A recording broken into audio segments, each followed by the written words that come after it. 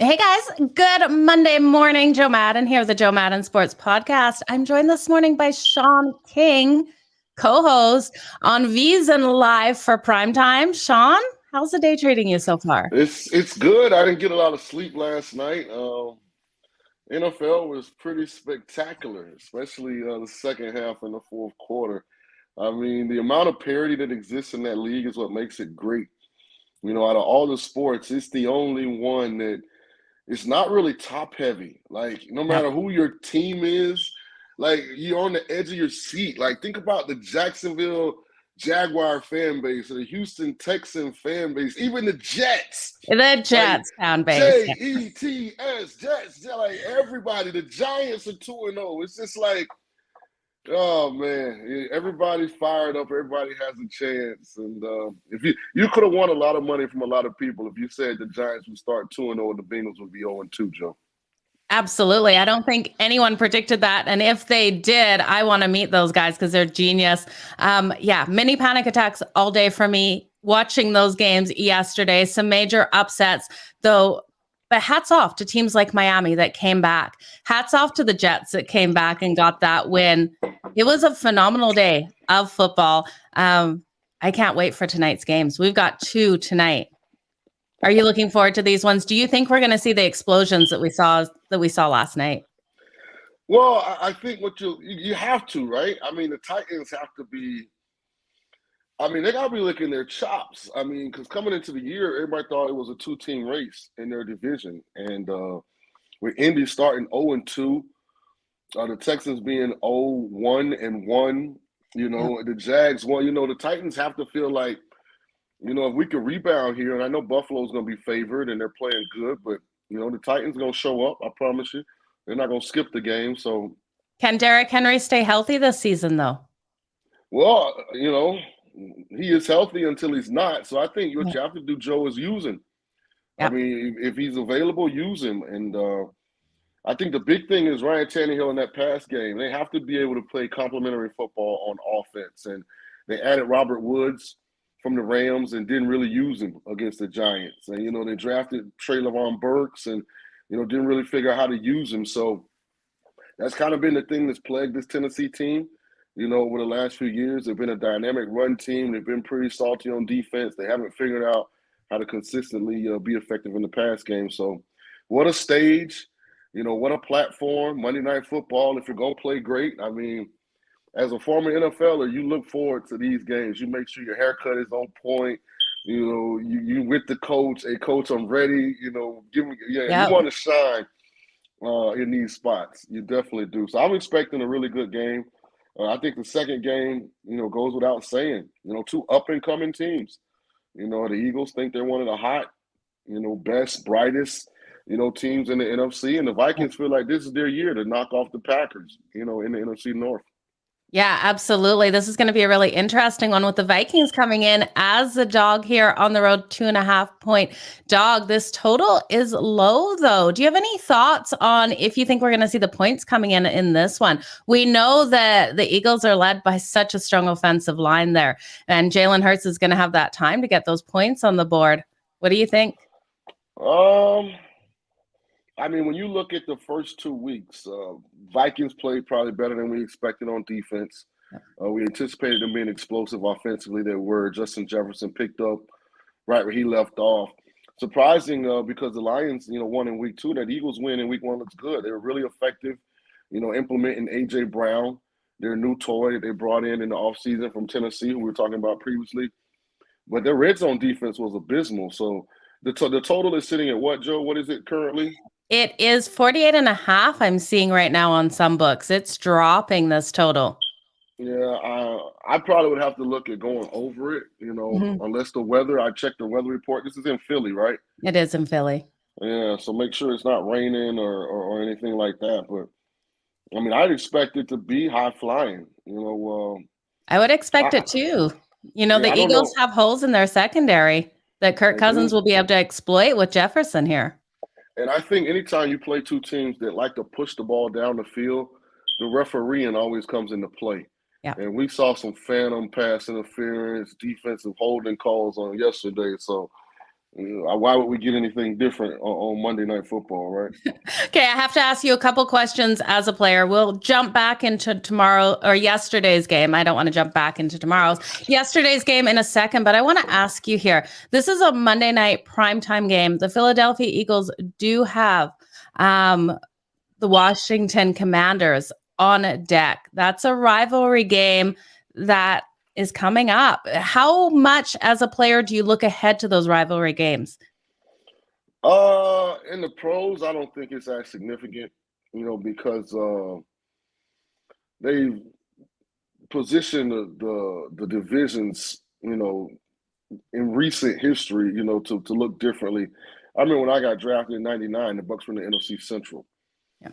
With Minnesota, Chicago, Detroit, and Green Bay. They used to call it the Black and Blue division, and then it shifted to what it is now, mid 2000s, the NFC South. So I don't know, like in that Monday Night Football, Joe supersedes any divisional or traditional rivalries. Like when you get a chance to play on Monday Night Football, like you want to be right, because in a league where you only play 17 games, so many of your performances, they're going on at the same time. Multiple other performances are happening. So when you get a standalone situation, whether it be Thursday night or Monday night or Sunday night, like, for a lot of the viewing public in America, this may be their only time to watch you in this isolated setting. So you want to ball. Absolutely. They're coming out hard on this Monday night, even though they've got the Commanders on deck. And Carson Wentz, what are your thoughts as a player about facing your former quarterback, Shaun? You're talking about next week? Yeah, next week they're going to face Wentz there. I mean, he's 2 teams removed from that. Yeah. Sometimes I think it's a big deal, like Brady, plays Belichick, because they had so much history. When you really look at it, Wentz didn't play a whole lot of football for Philly. He played really good, but then got hurt the year that they went to the Super Bowl, and Nick Foles, actually quarterbacked them to the win. Then he kind of was battling, for the job. Then they drafted Hurts, so it wasn't like it was a 10-year period there. I mean, I'm sure he's a little extra motivated to prove that they made a mistake, but he's got his own problems. I mean, Washington, they're not a dumpster fire, but man, look, they're on the way to the trash heap right now. I mean, they needed a miracle comeback against the Jags to win. They looked terrible for 3 quarters against the Lions yesterday. Yep. So they got some things that they got to get fixed. It's hard to go break into somebody else's house if your own house not secure. So I think Carson needs to look internally a little bit and get the Commanders figured out. Yeah, he definitely does. That defense, if only they could live up to the hype that we thought we were going to see out of them. I was hoping for a lot more. But let's just recap. Well, before we go away from that, Joe, they don't have Chase back yet. So I know. Once and he is a difference maker. Yeah, so we'll see. What's he do back in week 5, maybe? I believe it's week 5 or 6. Yeah. So it will definitely be good for him. Okay, so if you had to take a side tonight between the Tennessee Titans and the Buffalo Bills, are you going to lay all those points with the Buffalo Bills, or do you think the Titans keep this one tight, Shaun?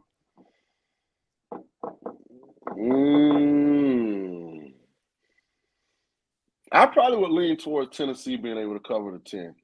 Okay. The one it's thing a big about number. Yeah, and especially the way that they play. If they're having success running the ball, that means they're controlling time of possession. They're hungry because of the way they didn't finish the Giants game. People forget they were up 13-0 in that game, and it looked like they were just going to cruise through. So I like Mike Vrabel as a coach. I'm sure he'll have them prepared and ready. So I side with Tennessee to be able to cover this number. Is there any players on Tennessee that you would look for any player props out there, Shaun? I don't have the props in front of me, but I think they have to want to get Robert Woods involved. You bring him over. Let me see. I'm pulling up exactly let's see, week 1. Yeah, he only had 2 targets in week 1. 1 catch for 13 yards. So I don't know what his exact player props are, but I pointed to this in the Thursday night game with the Chargers and the Chiefs. And I said, they paid Mike Williams a substantial contract this offseason, and he wasn't a part of the offense in week 1, even though they won against the Raiders. So I said, Spanos is going to be all in the building this week. Like, why did we pay him $20 million a year if y'all not going to use him? And guess what? He came out and usurped his catches, yards, all of that in the first half. He was over the whole game prop. So I can see the owner of the Titans asking the same questions to Coach Vrabel this week when they're in their coach-owner meeting. Why did we trade for Robert Woods? Yeah. I mean, so I could see him being very, very involved, heavily targeted, in this contest. Let's look for Robert Woods over in his player props tonight. Minnesota Vikings, Philadelphia Eagles. Which way are you going to go with this, Shaun? You going to lay the points with the Eagles at home here? Are you going to look at a total? I'm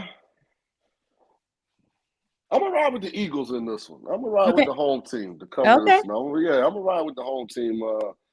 I think that secondary feels like they didn't play at their best. So they're going to look at this as a true challenge. You get Justin Jefferson coming into your house. And I think they're going to compete at an extremely higher level. And I like what they're doing offensively. Nick Sirianni seems to be doing a good job. Another player that I look at, going over on his player props, and I apologize for not having, it in front of me, is Devontae Smith, the Eagles' first-round pick, who did not have a catch in the season opening win in Detroit. I'm sure they'll want to get his confidence going, and so he'll probably be heavily involved, in this ball game as well. But I like the Eagles to cover this number at home. Absolutely. Okay, Shaun, I want to wish you, I've got a fly in my studio here. I apologize. I'm not just like waving randomly at the camera, you guys. I don't know why they've come in here, but I want to thank you so much for joining me here. Can you tell us just a little bit about what you have going on at VSiN, because everyone needs to check out your show? Yes. Monday through Friday, 3 to 6 Pacific. Myself and Tim Murray host a show called VSiN Primetime. We break down, we give you all the information. I mean, we're on fire right now, so you definitely should tune in. My two biggest plays of the weekend were the Washington Huskies in college football and the Green Bay Packers in the NFL. So, we're riding a hot streak. Let's keep it hot. We had Kansas outright last week. Why on earth I didn't take them against Houston? I didn't go against them, but I don't know what I was thinking about. As Lance Leipold has done a great job, Kansas off the 3-0. So we had Bowling Green as our upset special of the week. They ended up winning outright over a Marshall team coming off a win versus Notre Dame. So we're on top of our game. Tune in. You can check us out on YouTube television. You can check us on Fubo. I think we're on Hulu too. It's VSiN, VSIN. Social media, Twitter @Real Shaun King, and Instagram. I'm not on that as much. Coach Shaun King. Okay, Shaun, it was an absolute pleasure having you here. You guys make sure you go give him a follow on all social media as well as VSiN. You don't want to miss out on the great content they are putting out. Shaun, absolute pleasure. Stay hot. Keep killing the books. Thanks, man. Thank you. All right. Have a good day. You too. Thank you, guys.